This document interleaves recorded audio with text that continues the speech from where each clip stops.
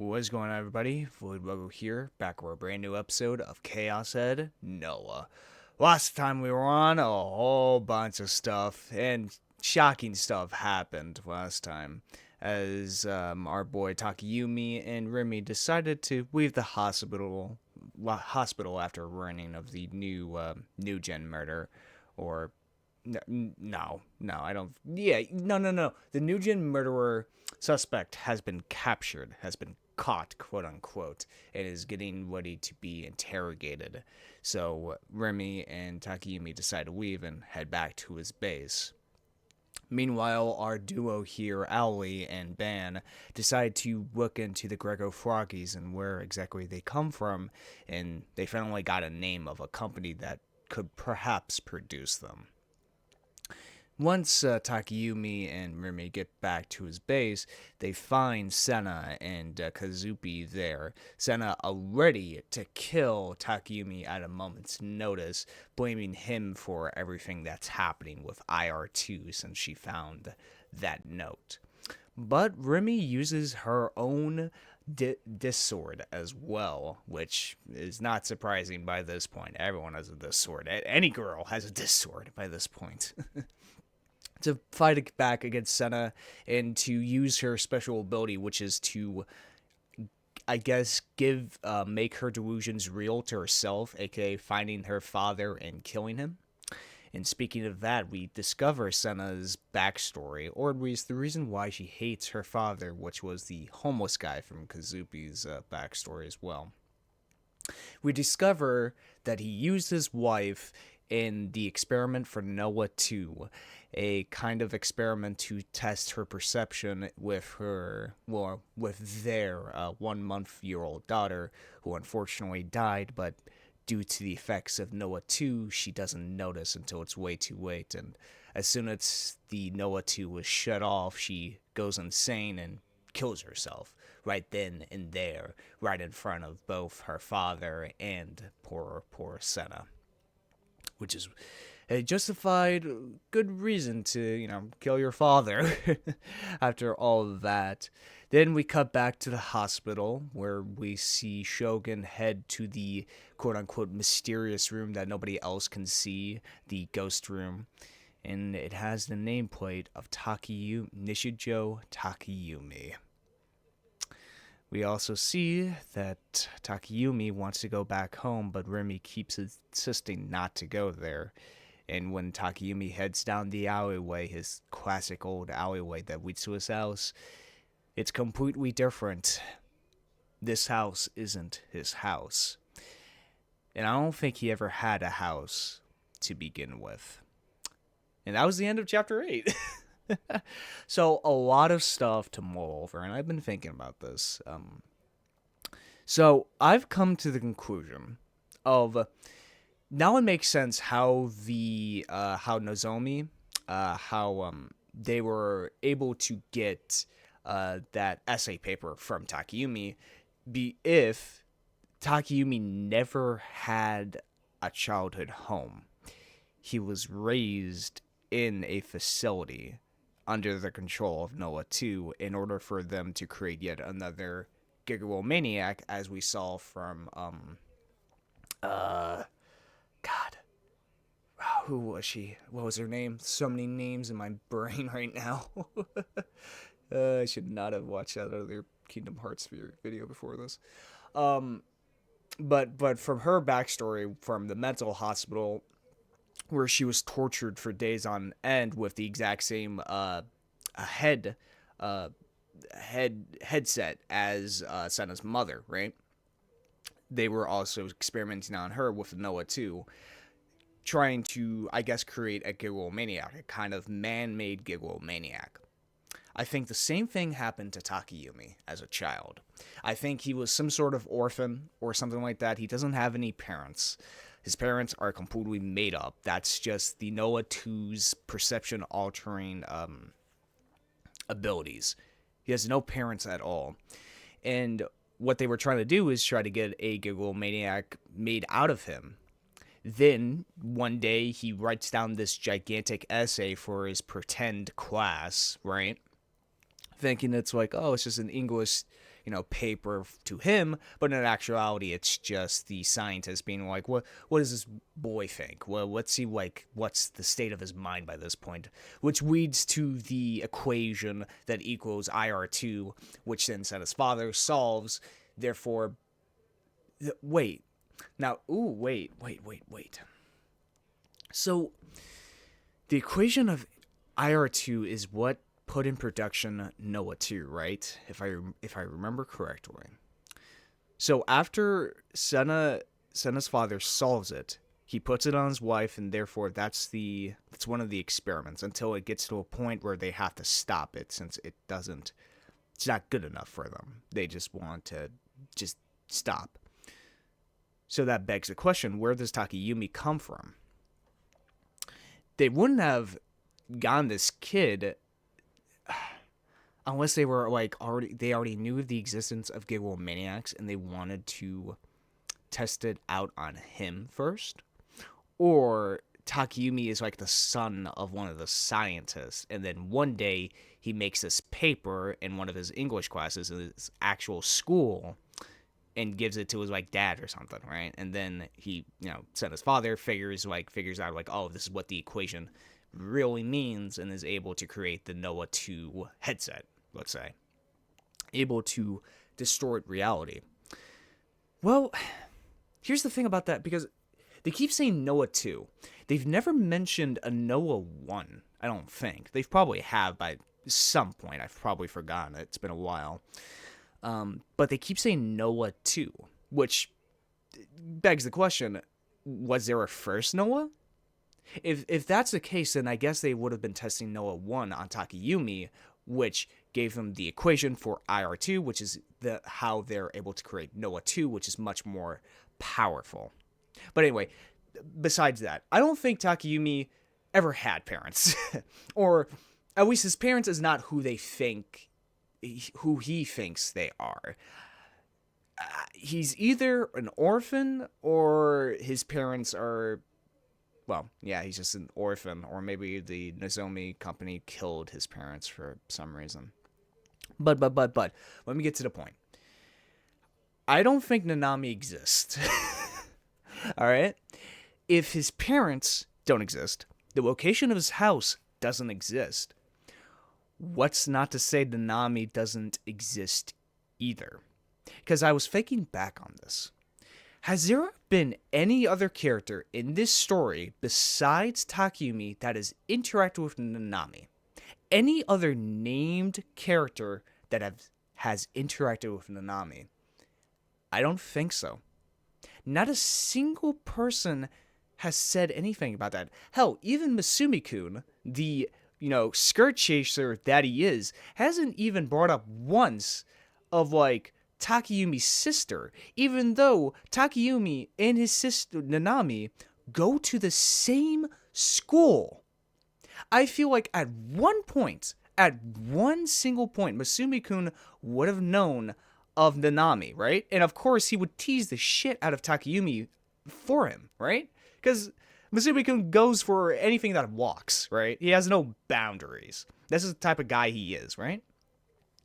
But there has never been mentioned, never a single joke, not a throwaway line, not a single thing from Masumi being like, hey, I want to hit on your sister, or something like that. Like, hey, can you give me the number to your sister, or something like that? Nothing. And there's also the scenes of, the only times we've ever seen Nanami is from Takayumi's perspective. We've never seen her anywhere else. Not in any other characters' like vignettes. Nowhere else. But there is one character that does know about Nanami. One character that used Nanami against Takayumi, which is Shogun, which we now know is Takayumi, possibly from the fucking future. And of course, Takayumi from the future would know about his delusions or his fake sister that doesn't exist, which is Nanami. Or maybe Shogun is like a Takayumi from a different world line. I mean, fucking science gets in this universe, but they haven't won that yet, so I won't put rules on this from that. But anyway, yeah, what the hell is the deal with Shogun? Like, how is he? Is he is he Takayumi, or is the nameplate just a red herring? How is he from the fucking future then?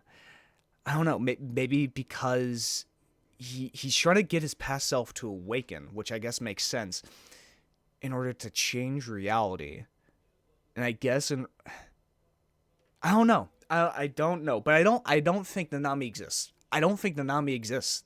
That's why Shogun was able to use her against Takayumi, because she just doesn't exist. Not a single hell, even during the whole Esper boy situation, nobody ever mentions like his sister. Like, wouldn't she get some flack from it? Like, a mention of like, oh, this freak has like a sister or something like that. Like, let's bully her. Not as well. Now here's oh wait. I'm just remembering a counterpoint to this. The counter evidence, which is the nurse, right? The nurse mentions a girl coming in and looking after or looking saddened by Takayumi. That's the one instance, I'm pretty sure, I could be wrong about this, that's the one instance of another character besides Takayumi that talks about Nanami. But she never does say her name. She never did catch her name. So she has no idea who that person was. It was all she described was a woman that was concerned for Takayumi. I don't think she described like, and she said like there was no injuries on her at all, even though in the other when Takayumi quote unquote sees Nanami in the hallway, he sees like a bandage on her arm, but it's probably just his delusion of Nanami still existing, still thinking that it is his fault for her arm getting cut off, right? So yeah, actually, never mind. That's not really a counterpoint. All it is just it describes a woman that visited Takayumi in his hospital. That's it. Like, she never did state it was his sister or anything like that. And also, I guess that would make sense. Like, who was that woman then? Who was that woman then that visited Takayumi in the hospital? If it wasn't his mother or his sister,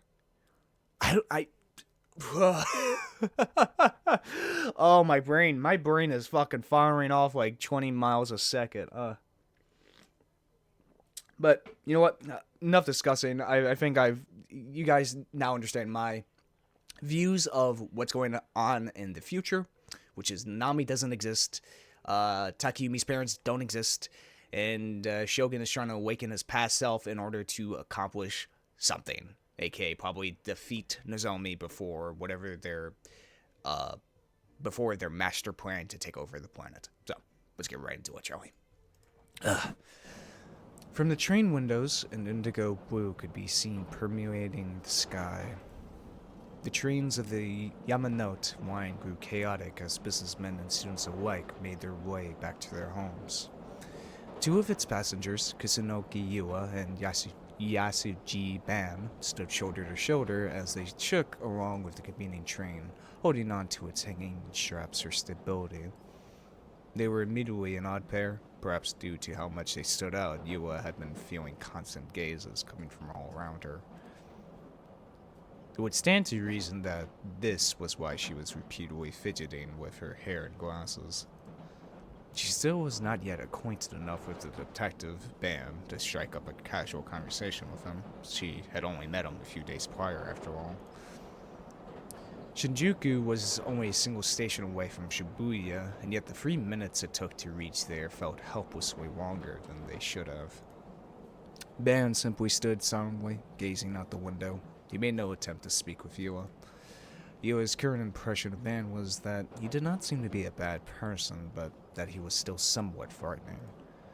She had met other detectives that were on the case involving her sister, but none of them had left an especially good impression. Perhaps that had left her with an unconscious prejudice against detectives, and by extension Ban. Or so she had concluded in her introspection. だから地下15階の番人倒せば隠しダンジョン行けるだろ常識的に考えて番人どこにいるかわからんなり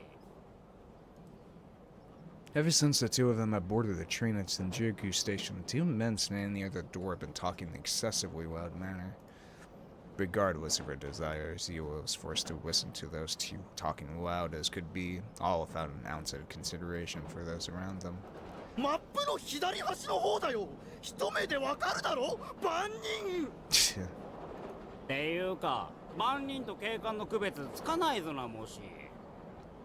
いやいや、どう見ても万人だろ。どこが警官なんだよ。万人は銃持ってねえよ。 Both of them wore plainclothes, bandanas, fingerless gloves, and budgeting rucksacks on their backs. Oh, rucksacks on their backs?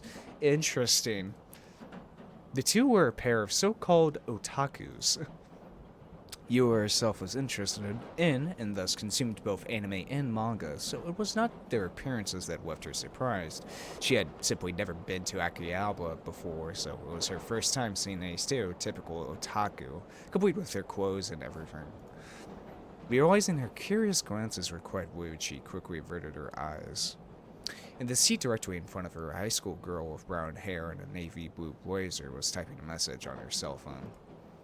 Her gaudy artificial nails tapped the screen rapidly, and every time her fingers moved, their cell phone strap with a pistol swung back and forth. Naturally, Yua had seen the contents of her message. This was not through any fault of her own, however. The girl was holding her phone horizontally, giving everyone around her free rein to see everything she wrote. It was so easy to see, in fact, it was almost as if she wanted Yua to see it.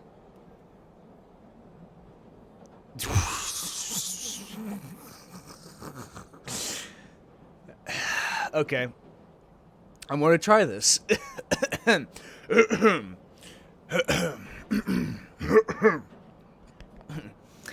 Cause like yesterday we mixed it with a cop and it was so boring. Guy couldn't read the room at all. So annoying. Like, oh my god, kill yourself. That was my best translation. Despite being a high school girl herself, Yua could not even begin to grasp the contents of the message. It was possible that it could have been Gyaru speak, but to her it looked like nothing short of a coded message. The hell? All of a sudden, the voice of a child rang throughout the train's interior. Startled, Yua turned towards the source of the sound. A lone boy, about 5 years of age, stood right beside Ban. He held a squirt gun in his hand, its muzzle pointed straight at Ban. The boy even pulled the trigger, but no water came out from the end of it. Ban gave the child a big smile. His eyes, meanwhile, told a different story. However, despite the message Ban attempted to convey, the child showed no intention of stopping. A woman, likely his mother, rushed to her son's side. She turned toward Ban and politely bowed.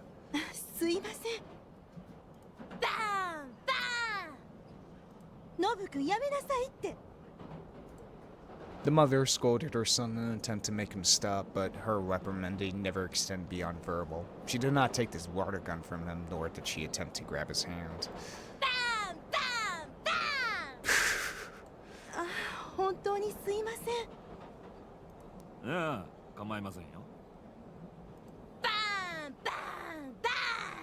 Something's about to happen on this train. I just know it. To Yua, the scene seemed very unnatural. The mother was clearly angry at her child and showed an apologetic demeanor towards Ban, but that was the only thing normal about it.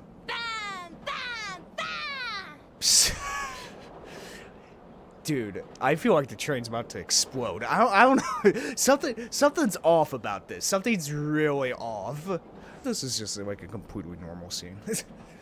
It's after all the like crazy bullshit from last time, it's like, let's give them a nice train scene for a minute. But I'm like, what's going to happen? Is the train going to explode? Like, what the fuck's going on? You know? Train go boom.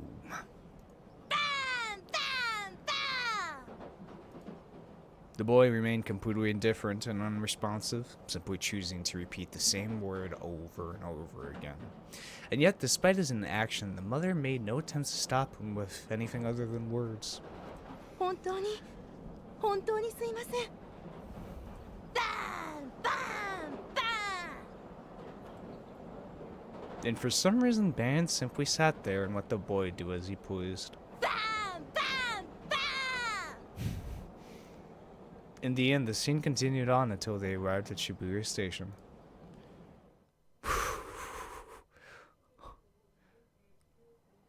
Upon coming to a full stop at the station, the train doors opened, but the mother's son showed no signs that they intended to disembark.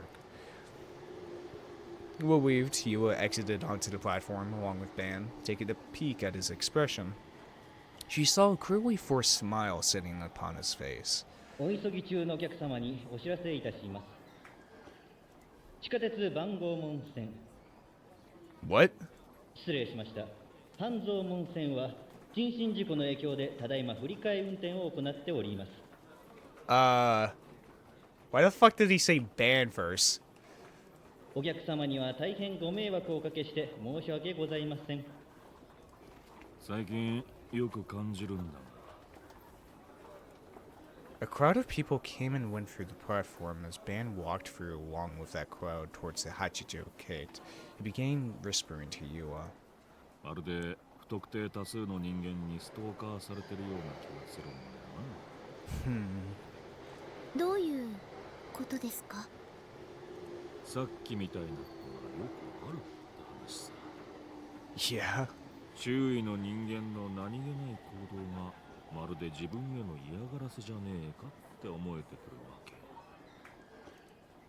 This was the reason why Bandit showed no reaction to the boy's mischief. Events such as those, ones that did not present much trouble, were becoming an everyday occurrence for him. Once he had begun picking up on it, it made it difficult for him to stay of sound mind. まあ、考えすぎだろうが、俺みたいな地味なおっさんに興味があるやつなんてそうそういねえだろうし。 Oh no, man. Something's off. ただ、集団ストーカーってのは確かに存在するんだよな。Yeah, gang stalking is a hell of a thing. 普通のストーカー行為とは何が違うんですか？被害を受けてる側からすると、相手の意図や目的、正体すら全くわかんねえんだ。ただ、誰かに行く先々で毎日のように様々な嫌がらせを受けていると感じる。集団ストーカーってのはそういうもんだ。ただの考えすぎっていう可能性は？十分にあり得るだろうな。脅迫観念と紙一重だ。Yeah. 俺の場合はそうでもなさそうなんだけどな。ここ数日は相手もかなり直接的な手段に出てきてやがる。と言いますと？手を引けって脅迫する匿名の電話が何度かかかってきてな。 Huh.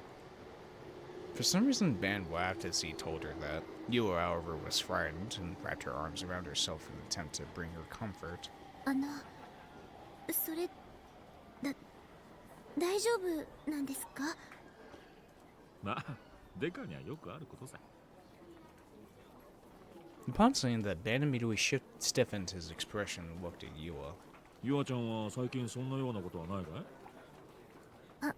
はい、ないと思います。身の回りでちょっとでも違和感を覚えることがあったらすぐにおじさんに言ってくれ。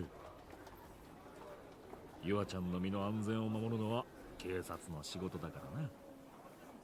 はい。 Having listened to his words, Yua realized she was involved in something far more dangerous than she could have imagined. That's for damn true. That's for damn true. あなたは妄想の存在なんだよ。Oh. Oh boy. Here we go. Here we fucking go. Her voice a whisper. Remy said something nonsensical. Ignoring what she said, I glanced at the various houses around me. In this place, well rooted in my memories, in this place I couldn't seem to recognize. Houses that should have been there were nowhere to be seen. Houses that shouldn't have been there were all I could see. The gap, the disparity between what I knew in my memories and the real scenery surrounding me was getting wider and wider. Yelling those thoughts aloud, I desperately denied the despair welling up in my heart. Yeah, there wasn't any gap, none in the slightest. I just taken a wrong turn. This wasn't the right street. It was just a misunderstanding on my part. There was nothing wrong with the world. To think otherwise would be ridiculous. Stumbling my way back down the street I'd come from, I burst into a neighboring alleyway. But just as I feared, between my memories and what I actually saw, something felt out of place. I realized that my entire body was soaked in sweat. My eyes refused to focus, my feet didn't feel well secured to the ground. All those feelings together hit me with an intense wave of nausea. なんでだよ。ここに僕の家があるのは間違いないんだ。僕はいつもここから小学校にも中学校にも通ってたんだ。小学校にはナナミと手をつないで登校してたし、中学は自転車で。どこの中学校？ Oh, fuck. Remy, who had been following me, quietly asked a simple question. どこって？なんていう学校？そんなの決まってるじゃないか。地元の。It's, あれ。I couldn't remember. I'd gone to middle school. I had clear memories of it, but I couldn't remember any of the finer details. It was as if some intense haze was covering my mind. But no, wait. No, he did go to school because early on, Ban and Sua went to talk to one of the teachers there, right? And a teacher did die.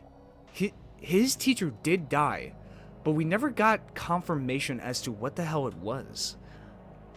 So, he did go to school. Ah, shit, man. The name of my middle school, which class I've been part of, or even the name of my homeroom teacher. No specific names came to me. そんなはずないんだ。ただ忘れてるだけで。タク、聞いて。あなたの記憶にあるのは、この場所に家があるじゃなくて、この場所に家があるはずっていう思い込み。そうでしょ。 Damn. My sanity was hanging on by a thread. だって僕はここに来るまでの道は覚えてるんだぞ。おかしいじゃないか。それは作られた記憶だから。 Stop making that face. Mimi's eyes were pointed straight at the ground and she looked terribly sad. Without looking up at me, she just continued saying the most confusing, nonsensical things. Things that, once again, I didn't understand. Things that were impossible to understand. So, I stopped trying. タクは中学には通ってないの。わかった。そう、これドッキリでしょ。そうなんでしょ。きっとあれだ。そう、リミとナナミが実は知り合いとかで僕を二人して騙そうとしてるんだ。なんだ、そうか。ビビった。Jesus. I tried my best to laugh it off, but Remy didn't even so much as chuckle. ごめん。私、これからあなたを傷つけることを言わなくちゃ。It's gonna be what I think it is, isn't it? タク、 Who's Nanami? あなたはね、本来いちゃいけない存在なんだよ。What? 嘘つくな。 She was just trying to deceive me. Remy was my enemy, just like all the others. 貼り付けはリミ嘘だな。 If that was true, then what happened at the crime scene when I first met her had been a delusion. The true culprit behind Nugent wasn't the man I'd seen on the hospital TV earlier today. It was Remy. She had been monitoring me the entire time. She knew I'd witnessed everything, so she refused to let me out of her sight. Also, I would never tell anyone else what I'd seen. That was the sole reason she bothered staying with me all this time. 君はあの時血まみれだった。だから君が犯人だ。あれはあなたの望んだ妄想。ギガロマニアックスの妄想はね、強すぎる場合時に混じり合うの。 What? 妄想がシンクロするんだ。 Synchronize? Calmly, as though she was talking to herself. Remy spoke. And yet her composure only served to piss me off even more. Oh shit, no. Nuh-uh. 少なくともあの時、あの場所では4つの妄想がシンクロしてた。 4 delusions synchronized then? Okay, alright. I wanna save. I ain't gonna pick a fucking delusion. I wanna know what the fuck is happening. タクと私とニュージェネの犯人と。 And 信じるもんか。 before she continued, I cut her off. Oh, I then covered my ears and closed my eyes. これは妄想だ。そうだよ、妄想なんだ。いつもしているみたいな。Oh. 妄想はしないで。 Oh shit. She spoke in a quiet yet serious, imperative tone. I gulped. でないと私、タクを消さなくちゃいけなくなる。殺すの？ A chill ran down my spine. My perception of Remy, the girl I thought would save me, was rapidly spiraling. Now she was turning into someone completely unrecognizable to me. 殺すんだな。やっぱり君が殺人犯なんだ。 So why did she look so... Biting her whip as she fought back, tears hanging in her head low as could be. It all made me hesitant to accuse her of anything. Tell me it's all a lie. Tell me it's all a prank so we can laugh it off. If we do, we can go back to how it used to be between us. I want to go back. Takumi shouldn't exist. You shouldn't exist. You're an illusion. You're a delusionary existence. Does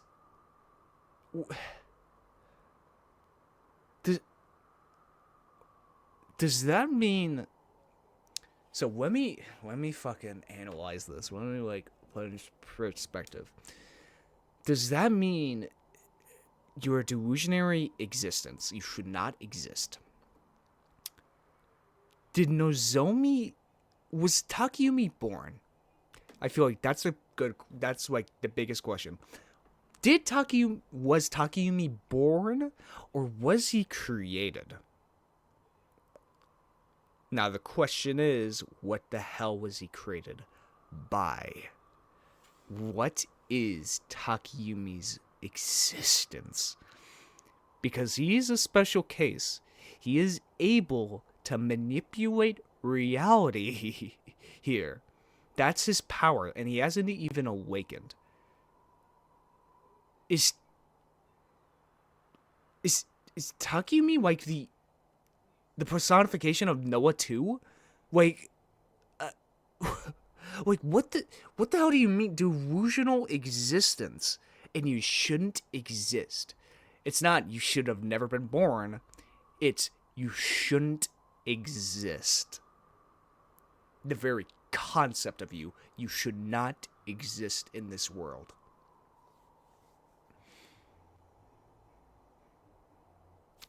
I don't know, man. If you do, we can go back to how it used to be between us. I want to go back. だったら僕は何なの？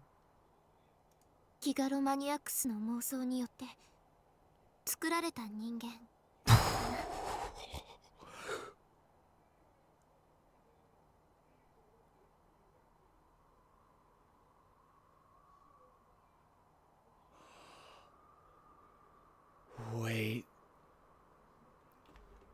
Wait.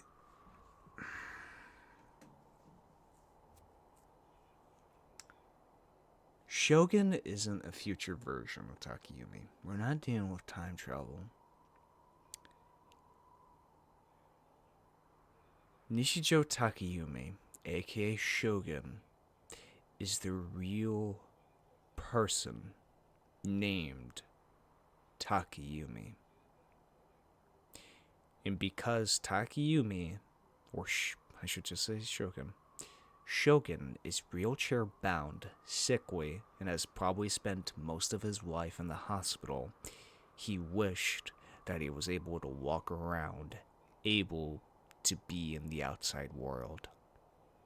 Because of that daydream, that delusion, and due to his strength, he was quite literally able to make a delusion so fucking real. It created a person of his idealized self, able to walk around, able to experience the things he wasn't able to. That's the Takayumi who we're playing as. Now here's... Oh my god, when they say... When Nozumi said, like, we need one last sample. We need, like, the biggest sample from the boy, right? At first, the game reads you to thinking, oh, they're talking about Takayumi. You know, they're talking about Takayumi. But yet, my theory was, like, if they were testing on him already, wouldn't they already taken a sample from them by that point? No. They're not talking about this Takayumi. They're talking about Shogun Takayumi. They haven't been able to locate him. So, this begs the question. This begs the fucking question.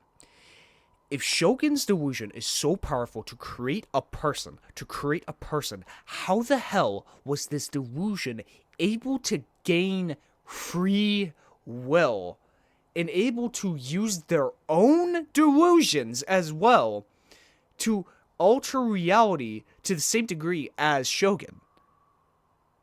That's why Shogun was trying to control Takayumi, is because it's like a rogue delusion. Oh my god. Shit, this is why Kingdom Hearts. Obviously, Shogun, Takayumi's Shogun's heartless, and there's nobody. Okay, what the fuck? Alright. Oh my god, we're getting everything, aren't we? Holy shit. バカらしい。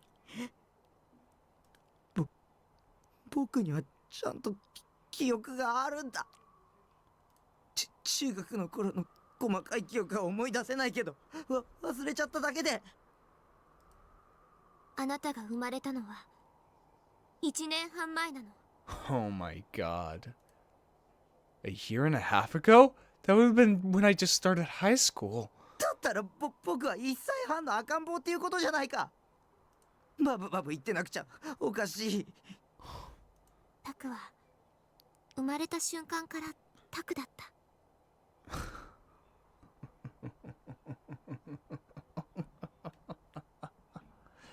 In a meta way, let me look at this through a meta way. Takayumi was born as soon as we started the game. Isn't that true for every video game character? Those characters are born as soon as we start the game. Our perception of them. They are created as soon as the game is started. There's a reason why a backstory is called a backstory. We don't see it, but we hear it. We don't experience it, but we see flashbacks of it.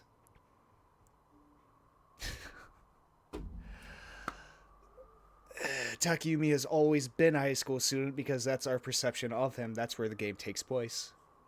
When he is in high school. And in this game, he is a delusion that has always been in high school, that was born in high school. Oh my god. 君がその目で見たって言いたいの？確かに僕らは1年半前から友達だったらしいね。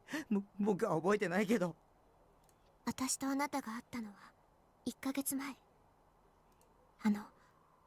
貼り付けの現場。 What? 私はもともと水明の生徒じゃないから。 Remy was complete schizo. Complete another schizo, just like all the others. No, not just schizo, super schizo. She was a tier not even Senna or Whis could hope to match. 誰が僕を妄想したの？言ってみてよ。西条匠くんだよ。入ったアウト。僕が妄想なんでしょ。その僕が妄想して僕を作ったって矛盾してるじゃないか。はい、論破終了。それとも君の妄想？君が勝手に作り出した君だけの脳内設定なんでしょ。僕をそれに巻き込まないでよ。私だってタクには知ってほしくなかった。ここにも来てほしくなかった。もっと強く引き止めればよかったね。 Then, gathering the resolve, Remy raised her head and looked straight at me. Her eyes glittered with sincerity. Didn't seem like she was lying. She felt entirely genuine. でもここまで来たら本当のことを知ってもらった方がいいと思う。 Oh, fuck. But it wasn't the truth. It was all a lie. It had to be. Otherwise, my last thread of sanity would snap. Besides, who would ever believe someone who suddenly decided to hit them with, "Oh yeah, B-Tubs, you're a delusion"? あなたの行動が他の人の命を削っていくんだって知ってもらった方が。 Oh. そうだ。ナナミは僕が妄想だったら僕と血が繋がってるナナミも両親も妄想ってこと？そんなの無茶苦茶。ナナちゃんはいるよ。 Oh. From the way Remy talked about her, it was almost as if she knew her. ナナミを誘拐したのは君なの？似たようなものかもね。私はタクを守ることに気を取られすぎてナナちゃんが狙われる可能性を考えてなかった。私は誘拐犯のこと知ってる。 She really was a demon girl. I was right. I'd always been right.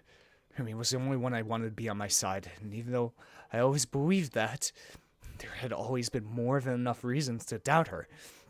Yet, even so, I feigned ignorance and simply trusted that she'd keep her promise to stay by my side. But despite all of that, just like you, Remy was... 君も僕を裏切るんだね。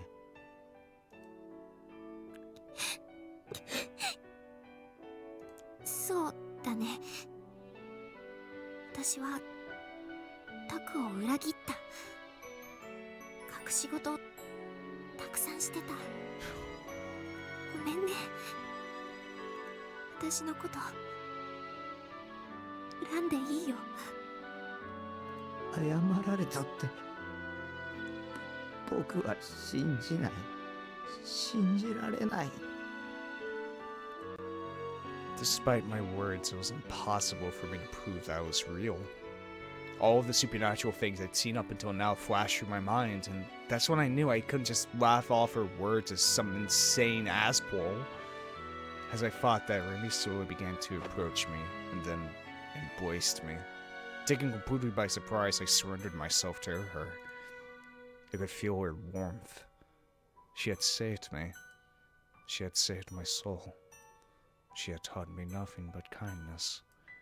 But now, despite being in the center of her embrace, her warmth could not have felt more distant. そろそろ行かなきゃ。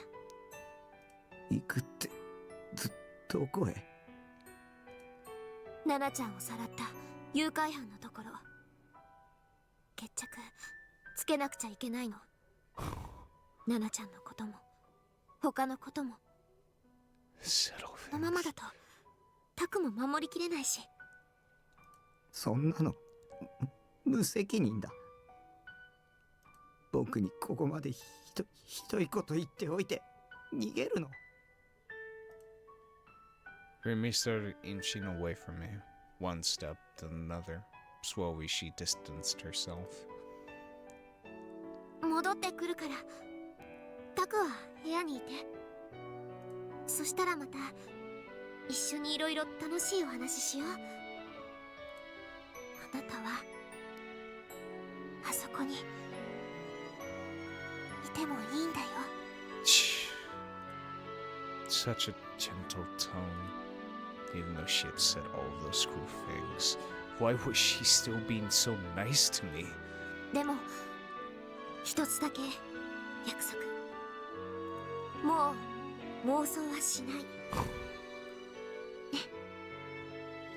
タクの妄想力はとっても強いから。妄想すればするほど本物のあなたの命が削られていっちゃうんだ。 What? Oh, shit. 何よ。 How does that それ work? じゃまた明日。石。 Mimi struck a pose, saluting me with the most unnatural smile on her face. Could not have been more forced. And only a moment later, from her eyes, quiet tears began to fall.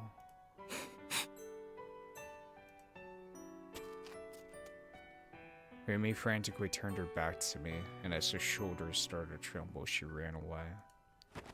And I, having been left behind in a stupor, sank helplessly to my knees. 本物の僕ってなんだよ。 Oh my, 僕は偽物じゃない。 oh my god, dude. All color vanished from the world. All hope I'd once had was gone. My very existence had been denied. There was no meaning in me being here. Not even my death held any meaning. Remy had left me, leaving behind a meaningless husk. She was my enemy. She had deceived me. And now, having said her piece, she had probably lost her final remaining reason to be with me. 戻ってくるはずない。 Fuck. Remy had abandoned me. But of course she had. I was a delusionary existence. According to her, a monster. Forget it. I didn't care anymore. With no willpower to even stand up, I just stayed there. Still unable to organize my thoughts and capable of crying due to the sheer shock. The twilight wind robbed me of all warmth, and the very little that remained of Remy's faded completely.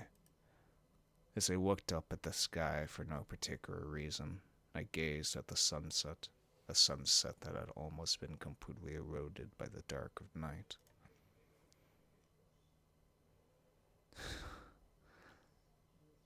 Oh, fuck. これが新作？またへんてこね。 This is not going to be a happy ending. I'm telling you that right now.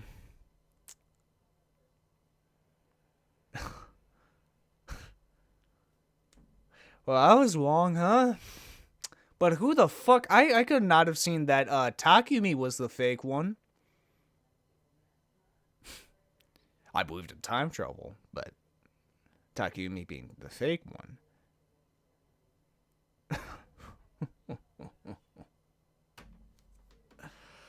Damn, man, that... Wow. That is a fucking gut punch. Because I've come to understand Takumi, you know? Like, really, like, understand him. He has flaws. He has a lot of fucking flaws. But... it's a gut punch. Like,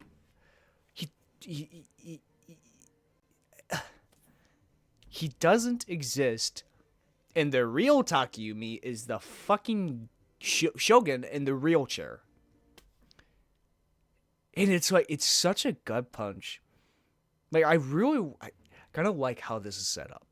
This entire game, well, most of the game, we've been coming from Takumi's perspective. Of course, you as I have, disagree with Takumi multiple occasions. Bit of, he's a teenager who's been inside most of his life, which now makes more sense because, yeah, but you come to understand him. At least I did. I have. I've come to understand why Takumi is the way he is. It's because, well, he just never had. He just never could bring himself up. He could never see himself as nothing more than a helpless otaku freak. He never sought out people. He never did. He always put himself down at every single chance he got. And it evolved his thoughts into more and more, and eventually it just led him to just be in his room all day with nothing to do. But I came to understand him. Now we are hit with the revelation that this Takumi doesn't exist. And that the real one is Shogun. A guy we have no fucking history about. Not a zilch on. I'm in agreement with Takayumi here. It is a gun punch of like, you don't exist. You weren't supposed to exist. That's fucked up. That is fucked up to completely deny a person's existence is insane. And it's like, obviously Takayumi's going to go crazy. I mean, how could anybody not go crazy from that? If I found out, like, oh, you don't exist, Void. You're just a delusion made by some other guy who's in a wheelchair at some hospital you've never heard of, I would go crazy as well. I would go fucking insane.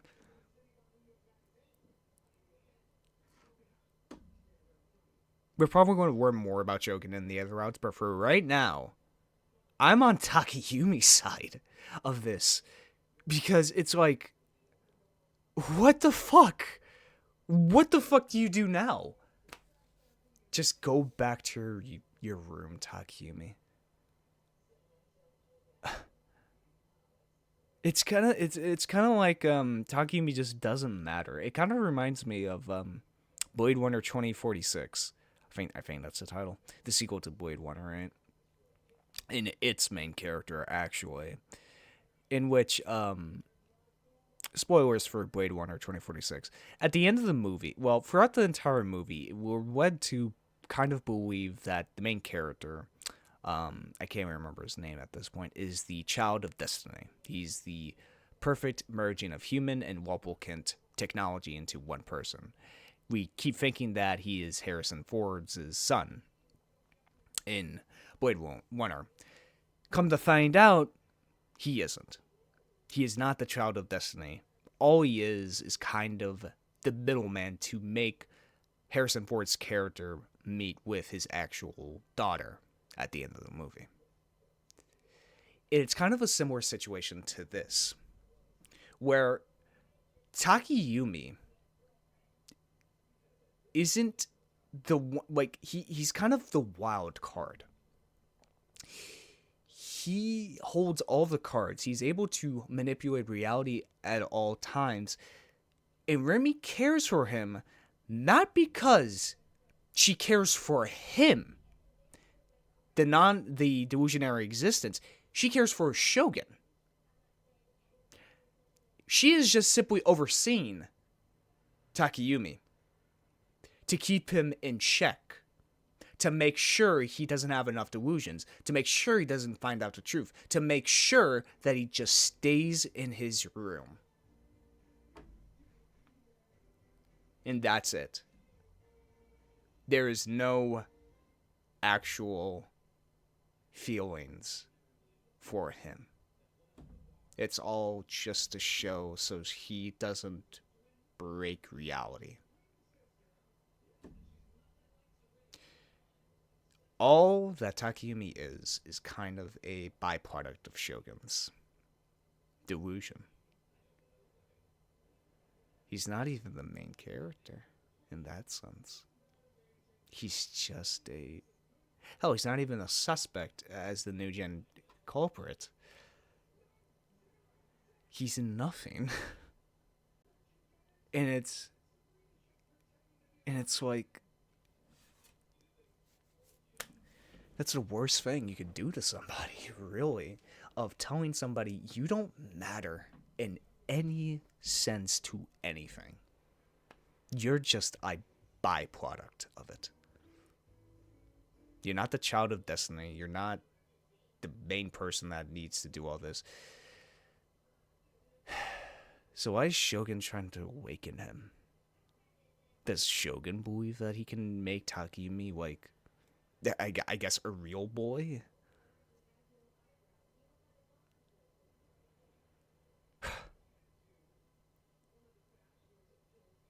Takumi just does not matter in the grand scheme of everything. Fuck, man. God, what a fucking twist. Holy shit. You don't matter, you're just a byproduct. It's pretty much what Remy said to him, and she did. The other thing is that Remy's just a caretaker. She's supposed to put on a nice smile. Not out of genuine affection, just supposed to. To just keep him in check. That's fucking insulting. That really, that single part, that really gets at me. For personal reasons.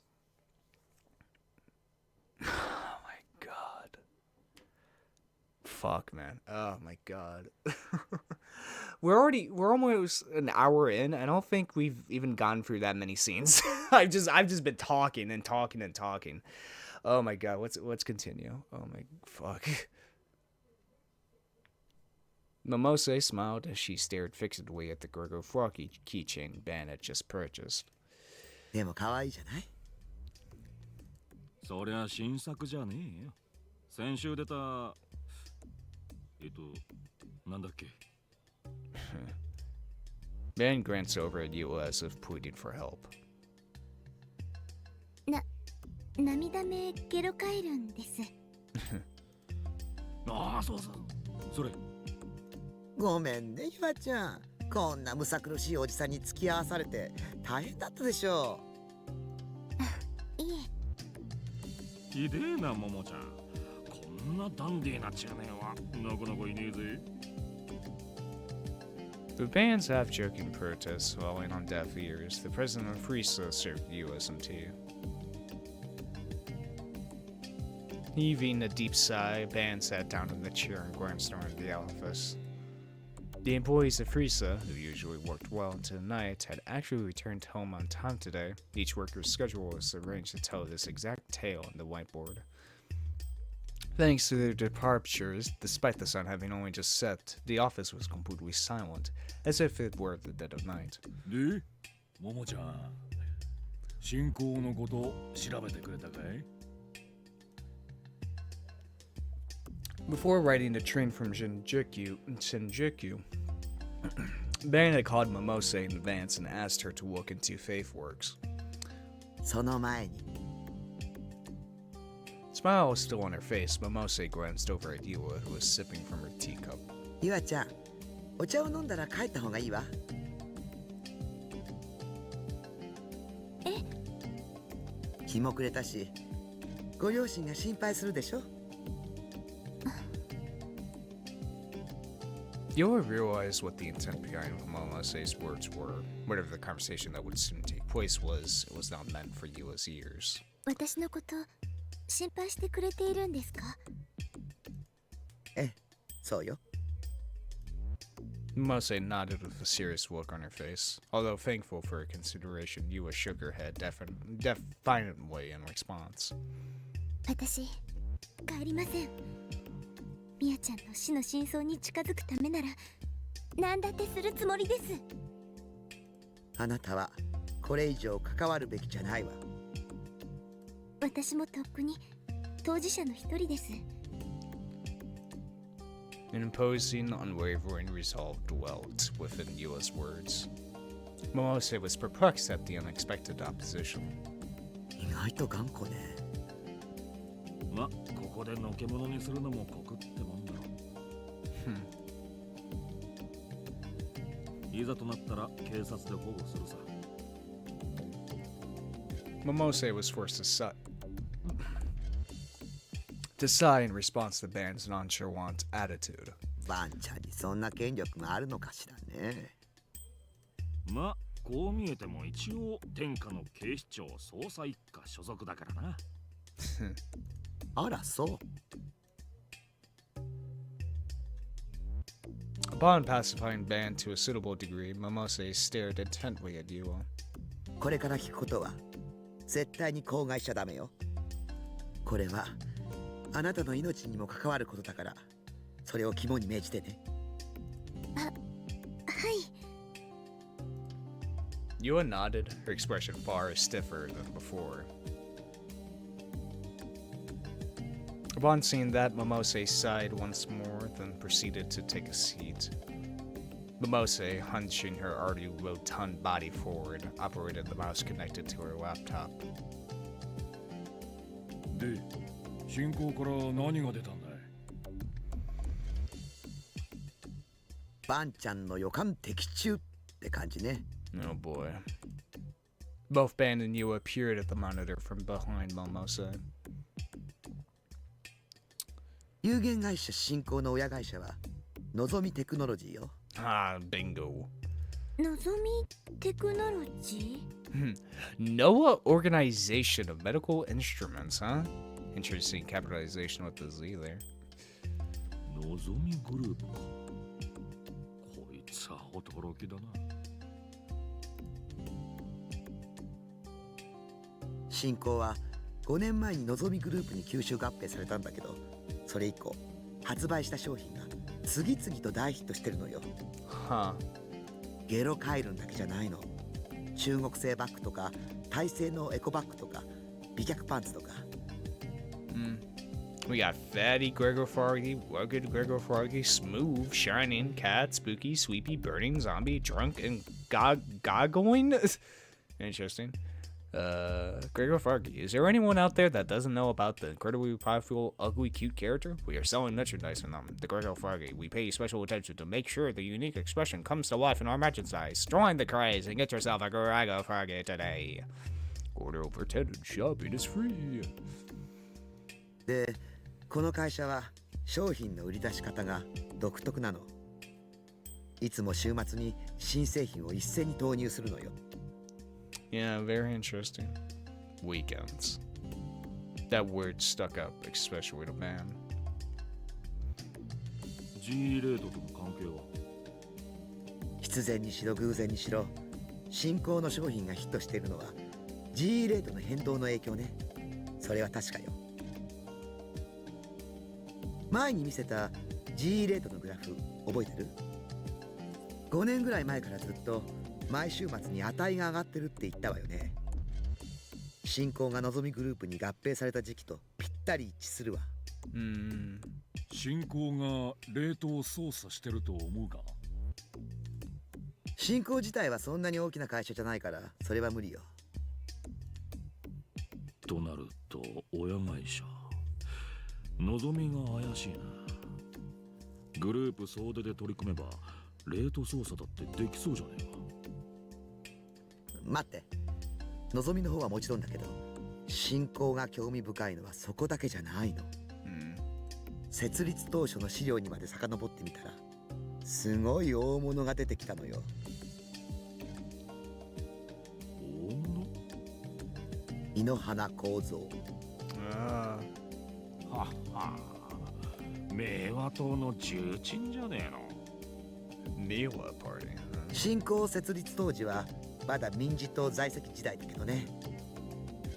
つながってきたな。太田教授の時、それとこの前の地震の時、明和党は G レートに関係ありそうな件について報道規制の圧力をかけてきてる。 G レートのグラフのことだけど、いろいろ調べてたら他にも面白いパターンを見つけたわ。 As of now, there were two aspects about the GE rates that Momose had her attention on. First, the fact that they consistently rose each and every weekend. The maximum values themselves are not particularly notable. But aside from New Year's, Golden Week, and the Bond Festival, they always went up without fail. And second, the drastic rise following earthquakes. For both the quake 2 months ago, in which there were 8 fatalities, and the quake 1 week ago, in which there were more than 100 fatalities, the GE rate had shown an extreme upsurge for a short period of time. で、3つ目のパターン。この5年で4回だけ起きてるわ。時期はどれもまちまち。上昇値は地震の時ほどじゃないけど、結構高いの。Okay. 最初はこれが何を意味してるのかわからなかったんだけど、調べていくうちにこの5年で4回と符合するイベントに行き着いた。イベント。もったいぶらずに教えろよ。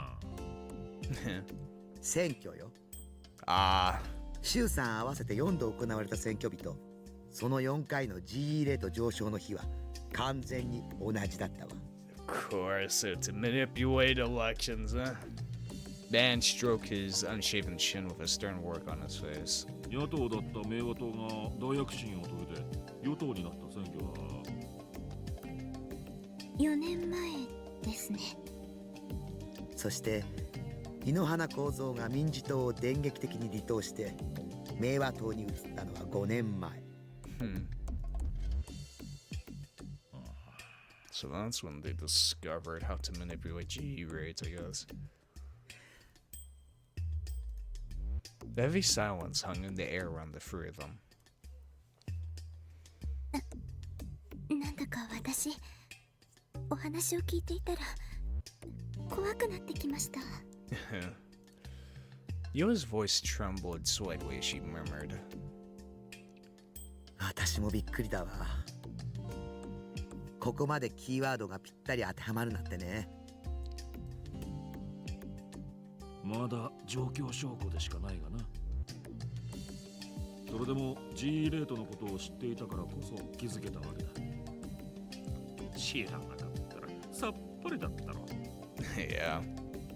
As he said that, Ben Armstrong oddly retrieved his favorite handheld fan and began waving it at himself.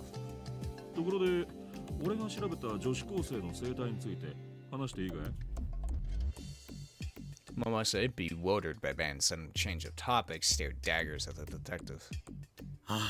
ね、いきなりそんなくだらないこと言い出すんじゃないわよ。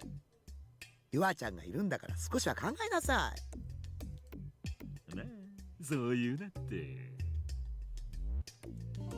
A slight smirk colored Ben's face, but his eyes did not match such a sentiment. 青いセナについてだ。Ah.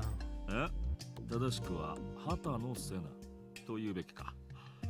なぜか最近になって母親の旧姓を使い始めたんだよな。その畑野セナの父親、畑野一世は今失踪して行方不明らしいんだが、のぞみテクノロジーの元社員なんだよ。どういうこと？どういうことも何も、そのまんまさ。Nozomi Technology was a company that primarily developed software for use in medical equipment. The Nozomi Group had begun with Nozomi Technology, but through repeated mergers and acquisitions, it had become one of Japan's top-leading conglomerates. 半年前、畑野セナの母親と生後1年の妹が謎の死を遂げている。父親の失踪はその直後だ。畑野セナ本人もそれと前後して当時預けられていたとある施設を脱走するって騒ぎを起こした。Okay. 施設ですか？天神寮っていう非営利の自立更生支援施設だ。表向きは。表向きってじゃあ裏があるの？スポンサーがいるのさ。これが天聖振興会だったりする。Divine Light. 転生進行会。 Momose grimaced at those words. She then spoke once more, her tone now clearly exasperated. また面倒な名前が出てきたわね。ちなみにその天神寮は2年前まで別の名前だった。アークハートメディカル会。 Arc Heart? Oh. どんな偶然か今や渋谷の若者のカリスマ的存在であるフェス岸本綾瀬もここに入れられていたんだ。 Man, it seems like a lot of people are going to this CERN facility, huh? 畑野瀬名とは入れ違いだったみてえだな。 The band then leaned forward towards Momose and Yua. でだ。ここからが興味深いんだが、アークハートメディカル会は天神寮と違ってメンタルケア施設だった。精神病患者を治療してたんだ。ところが2年前、アークハートメディカル会は突然非営利団体の自立更生支援施設天神寮へと姿を変えた。それによって精神科医が一斉に解雇されたんだが、その医師たちを丸ごと雇い入れたのが代々木にある AH 東京総合病院だった。 Ha, really? ノータリン事件で殺された人が勤めていたのってそこの病院でしたよね。 Wow. Huh. 2 years, okay. Now I'm just trying to think back to Takayumi and his memories. Because he remembered that he was in a hospital for a long time, AH hospital, which is probably memories from Shogun, right? So they transferred I guess they transferred their like experiments to the general hospital instead, and just remake the heart into the dorm instead. 高階文夫、確かに AH 東京総合病院の精神科医だ。ついでに言うと、そこの病院長は井ノ原と懇意らしいぜ。また井ノ原議員ね。ゆあちゃん、君が追ってた西条匠も実は AH 東京総合病院をこの1ヶ月で3回訪れてる。そうなんですか。警察がずっと尾行してたんでね。確かだ。しかも西条には数年前にその病院に入院した記録まであった。彼の主治医は高階文夫だ。But that is just records of Shogun. 不思議なのは西条の入院記録なんだな。彼は10歳で入院して約2年後にその記録が途切れてるんだが。 Stopped, huh? 退院した記録はなかった。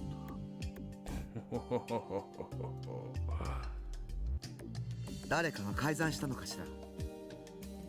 どうだかな。そこまでは調べが回らなくてね。ああ、それと畑野瀬名に関してもう一つ。最近彼女がよく行動を共にしている折原梢って生徒がいる。1ヶ月ほど前に転校してきた西条のクラスメートなんだが、この子も結構な曰くつきなんだ。折原の父親がのぞみグループの系列会社社員なわけよ。 Fucking course. 元は広島の方に住んでてな。折原梢の同級生3人が何者かに襲われて重傷を負うって事件が起きてる。Huh. 3人ともが右腕を鋭利な刃物で切断されて、ひどいありさまだったらしい。 Jesus. Well. 折原もその場に居合わせていた。彼女が犯人じゃねえかって疑いがかかったんだが、凶器が存在しないって理由で逮捕はされてない。それで地元に居づらくなって引っ越したって噂もある。凶器が存在しない？見つからないじゃなくて？ああ、存在しないだ。何で切られたのかさえ分かってない。Ooh, yeah. 犯行は折原以外には実行できない状況だった。だが、たとえ折原が犯人だとしても、凶器をどこからか取り出すことも、どこかに隠すことも不可能だった。Yeah, almost like it doesn't exist in this reality. かまいたち現象じゃないかなんて本気で議論されたぐらいだ。何もないところから剣を取り出す手品かもしれねえな。Kamateishi phenomenon, huh? Never heard of that before. I'm surprised that isn't blue text. 君が悪いです。 Yua, as if trying to stop herself from trembling, hunched down toward her knees and began to stroke both of her arms with her hands. 何かとても大きな意志が働いているような。職業柄俺は陰謀論なんざ信じちゃいねえんだが、今回ばかりはその存在を信じそうになるね。明和とそしてのぞみグループ、 G レートに関係してると思われるのはその2つか。天聖振興会も叩けば埃が出てきそうね。もともとあまりいい噂は聞かないし。Sipping some of her tea, Momose shrugged her shoulders. あんちゃんには呆れるわ。本来の仕事をほったらかしにしてこんなことを調べてたなんて。He's a hell of a detective, I'll give him that. 元はといえばももちゃんが G レートのことを教えてくれたのがいけないんだ。そうだけど、それで捜査本部から外されちゃったら世話ないわ。本当に不器用なんだからあんたって人は。Those words are neither those of astonishment nor of condemnation, but rather a fairly roundabout way of praising him. Momose, despite her words, acknowledged Ban in his pursuits. おっと電話だ。Ban's cell phone went on an electronic tune. Looking at the display, he saw that the caller was a restricted number. もしもし。 Well, it said it could be heard from the other end of the call. Ban took the phone away from his ear and looked at the display once more. His connection was good, so he was likely not the issue. Must have been the caller causing the problem. Ban brought his ear close to the phone, believing that the call was coming from someplace far away. おい、誰だ。 This was one of the anonymous, threatening phone calls he had been receiving recently. The mechanical-sounding voice was likely due to the use of a voice changer. Ben let out an audible laugh before proceeding to answer. あんたか。いい加減名乗ってくんねえかな。手を引けって言われてもな。そもそも何から手を引きゃいいんだ。そこを具体的に言ってもらわねえと。 They always hung up there, always after saying back off twice. The pattern repeated itself so often it was practically routine. No matter how much Ban tried to speak to them, there was never an answer. But on this day, that would finally change. Oh. ああ Oh shit. 誰だ。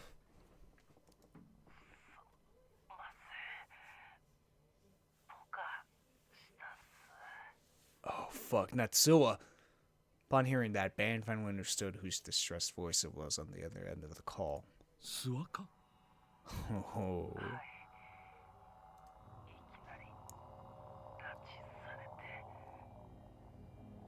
誰にやられた。今どこにいる。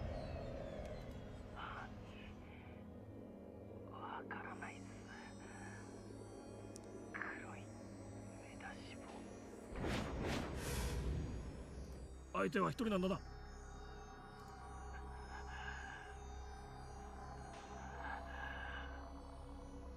おい、大丈夫なのか。先輩、自分は英二と。 Oh shit. 座。おい、座。 No matter how much Ban called out to him, there was no response from the other end of the call. With a click of his tongue, Ban hung up. Mostly knew looking at Ban with intense concern. スワちゃんに何かあったの？ Ban stood up, then widely swapped his cheeks twice. 諏訪が人質に取られた。どうやら AH 東京総合病院にいるみてえだ。まさか名和と。ああ、わかんないが。このままじゃまずい気がする。応援を頼んだ方がいいわ。大ごとにしたらそれこそ諏訪の命はねえよ。俺一人で様子を見てくる。 Oh shit. Ban placed his favorite handheld fan on top of the table, close to where Momose's hands rested. Following this, he took a good long look at each of the girls. His demeanor was like that of entirely different persons. The unreliable middle-aged detective that he had so often played was nowhere to be seen. All there was now was an intense, fearless expression on his face. ももちゃんと岩ちゃんもどこかに身を隠せ。わかったな。 Oh shit, man. Everything's coming to fucking head, man. Through no will of my own, my legs moved in the direction of my base. They were heavy, so heavy in fact I wondered if my heels were packed with lead. Except it wasn't just my legs. My entire body felt heavy. But despite how hard it was to move, I kept telling myself that it was proof that my body existed, that I wasn't a delusionary existence. The sun had already set, meaning there was no one in the city to pay any attention to me as I staggered through the streets. Before now would push everyone away, telling them not to look at me. I was scared of getting too much attention, of being a laughing stock. But even though I'd done that for so long, right now I just wanted someone, anyone to look at me. I wanted someone to see me with their eyes. I wanted someone to acknowledge that I was here. That was the Deus Ex Machina I needed. But no one did. If I randomly yelled out something, I'd probably get looks of disdain, but I didn't have the willpower to go through with that. Within my sweaty hand was my cell phone, the one I'd gone out to buy with Nanami. I only had 4 numbers registered on it. Remi's cell phone, Nanami's cell phone, Masumi-kun's cell phone, and the number for my parents' house. I tried desperately to think of a way to prove I wasn't fake with just those 4 numbers. あなたは妄想の存在なんだよ。 No. I wasn't a delusionary existence. I was real. I was Nishijou Takayumi. I was 17 years old. I was the second year at Sumue Academy. I was in a family of 4. I was... 助けて。僕を証明して。My teeth were chattering. A cruelly audible quacking sound. I wasn't cold whatsoever, and yet I trembled all the same. 助けてよ。 From the 4 numbers I had, I chose Masumi-kun's.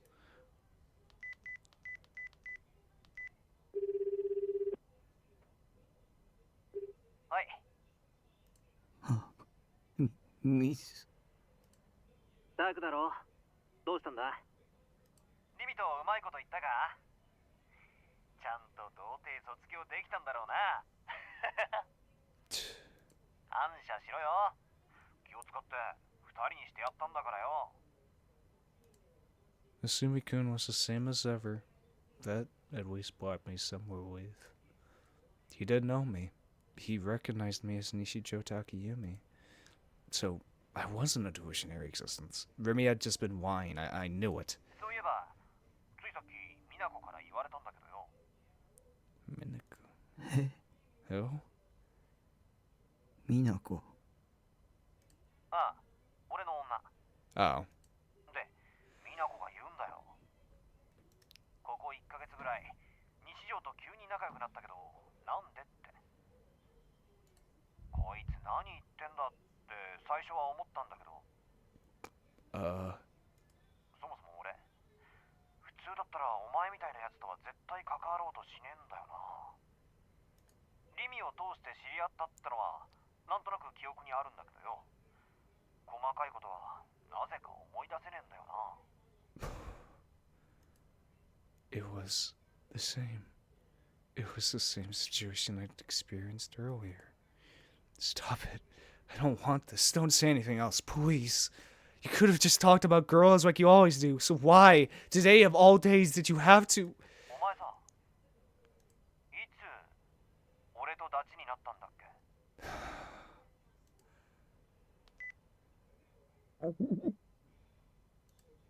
I got too freaked out, so I instantly hung up. When did we become pals?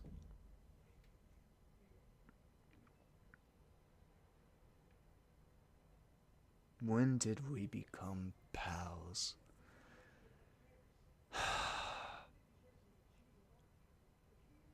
It... God. It's so heartbreaking, isn't it? Of finding out that the little things, the only friends you have, like, it turns out, like, it wasn't done out of your own volition. It wasn't done because you actually had a connection to them. It was just because when you were created, you were created with that connection already in mind. You didn't earn it. You were simply just created with that friendship.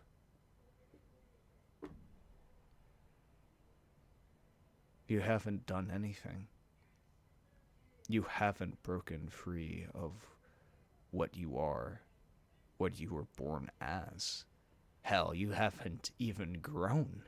You haven't even aged. You haven't even done anything. You've always been the same, no matter what. All the memories you have are fabricated. Everything you think is yourself, that you... Every interest that you think just came up by your own accord because of your own initial interest in it. That was just simply created. Because you're just a delusion. Created with those interests already in mind. You're just... Best way to put it, a character. With all of the attributes, all of the backstory, all of the already established connections, they're with you at the very start of your life, your birth. That's a scary fucking thought. That's really a scary fucking thought. Of you are not yourself. You didn't create yourself. Someone else did. The feelings, thoughts you have, interests you have, relationships you have, just created by somebody else. Would drive anyone insane.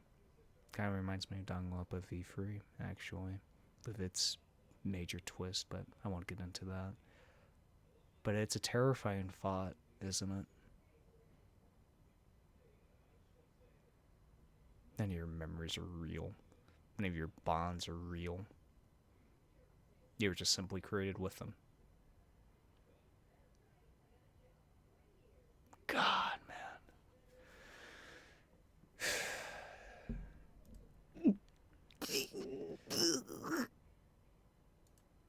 I felt like I was about to cry, yet no tears came.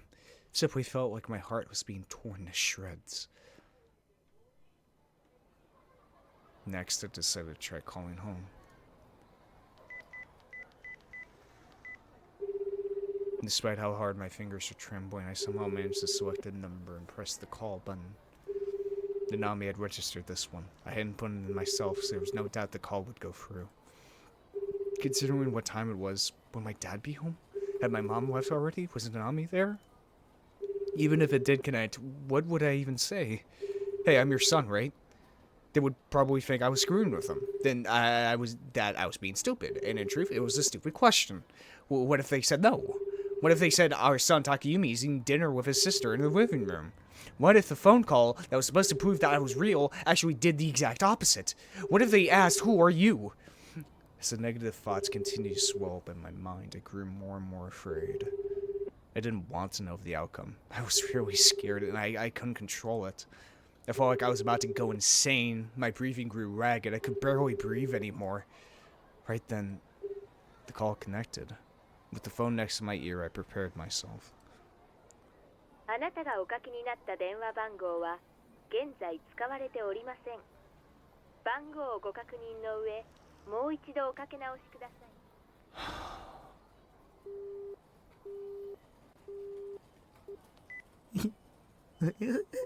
い。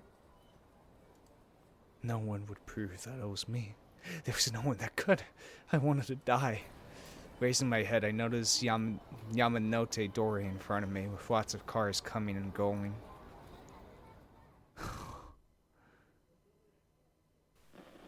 Maybe it was for the best that I died. There was no value in the fake being alive. I was worthless. My God. Oh my God. Even if a monster did try and live in this world, they just end up being persecuted. I wonder, what happens if I do choose a delusion at this point? I'm so curious now. I'm so fucking curious. Oh, I'm so curious.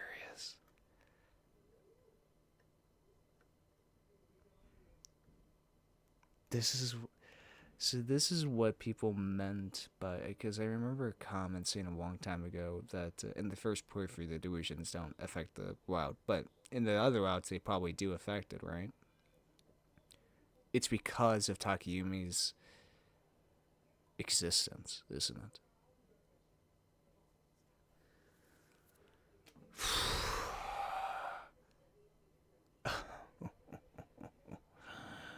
Holy shit, man. Holy shit. Holy fucking shit, indeed. I'm so curious by this point. The only way to affect the world, the only way to have any effect on it from Takumi at this point is to use delusions. To have any bearing, to have any legacy at all. Fuck it. I had neither hopes nor dreams. My existence itself was repulsive to people. I wanted to be freed from all of this. If I died, I'd be free. After all, there'd be no more need to think. There'd be nothing more to suffer from. There'd be no one to laugh at me. There'd be no one to betray me. I wanted nothingness.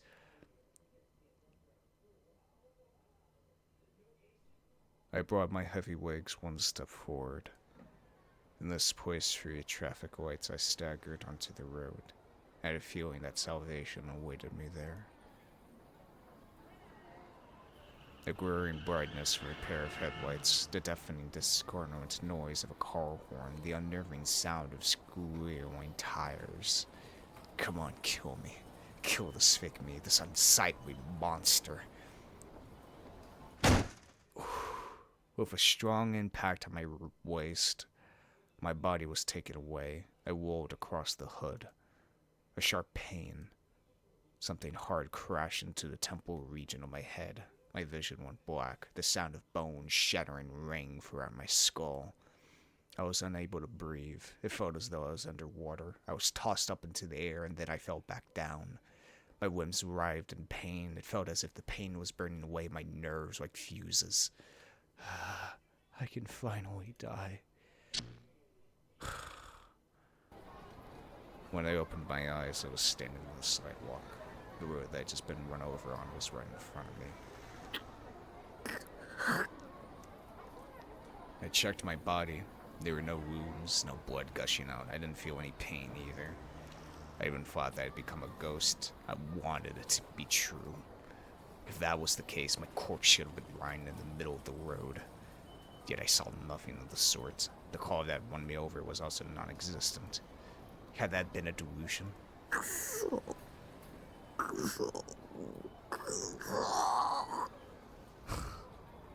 Oh my god. I just thought of something. It kind of adds more meta text to the delusions. Because there isn't normal choices in this game. The only way to affect the game is through the delusions. Because Takumi cannot... The only way he can affect the world is through his delusions. Therefore, as the player, from the perspective of Takumi, we're only able to interact with the world via the delusions. That is fucking insane. That is insane. Holy shit. That's brilliant. I fucking love that. Oh my god. That makes so much sense now. Wow. That's the only way we can affect the world. I wasn't trying to get sympathy points by showing that I wanted to die. No, I genuinely wanted to. Seeking salvation for the final time, I dove into the road. The growing brightness from a pair of headlights, the discordant noise of a car horn, the unnerving sound of squealing tires. Come on, kill me. Kill this fake beat, this unsightly monster. With a strong impact on my waist, my body was taken away. I rolled across the hood. A sharp pain. Something hard crashed into the temporal region of my head. My vision went black. The sound of bone shattering rang throughout my skull.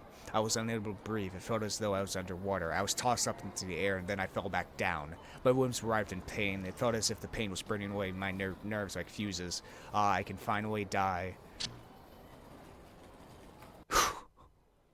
When I opened my eyes with a start, I was, once again, standing on the sidewalk. You can't die. なんで You can't die. Why did I keep escaping to delusions every single time? I raised my trembling voice, almost shrieking, scream, and once more tumbled onto the road. A growing brightness from a pair of headlights, the discordant noise of a car horn, the unnerving sound of squealing tires. He can't die. This time, please let me die. Oh my god. Oh my god. That's hell. That's kind of hell. No matter what you do, your choices won't matter. Nothing had changed. I was about to lose it. Did I not want to die? Or was I already dead and this was all just a dream? Was my brain perceiving my very last moments extrasensorily, leaving me to see this illusion in this sub-second time frame before the end? As fucking if. Almost completely giving in to my despair, I went to walk toward the middle of the road. But my legs were shaking. They were unable to move from where I stood. The delusion of my death had repeated 3 times. The pain I'd imagined in them, in all of its terrifying realism, overwhelmed my mind and made my terror even worse.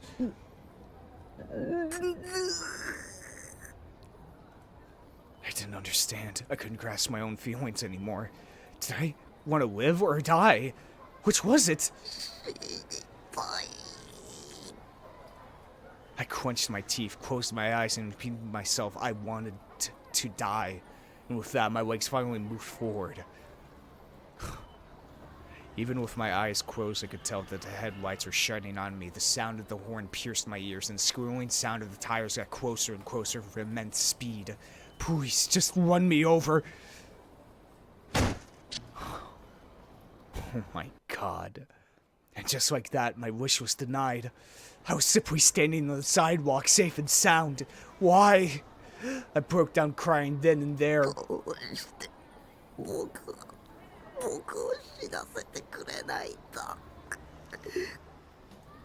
Even though I didn't want to die, even though I wanted to be saved, please just release me from the shitty game.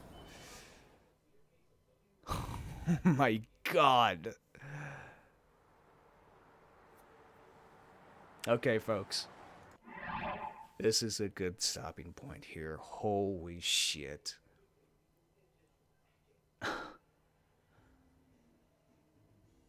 Poor Takayumi, man.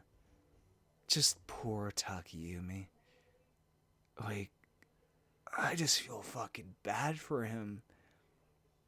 And it's at this point where I'm like, why? If Takayumi is the way he is, then why did Shogun make him like this? Why did he create him like this? As this very flawed person? As his delusion? That's the thing I want to, like, I'm thinking about now. Why create such a flawed person? Such a tortured soul, I guess is the best way I could say. Hell, you can't, well, it's not even a soul. Takayumi doesn't have a soul. He's a delusion.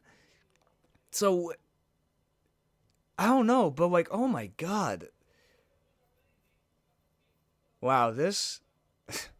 I did not expect this. I can tell you that right now, folks. I did not fucking expect this, but it is interesting, and it is terrifying, and it is...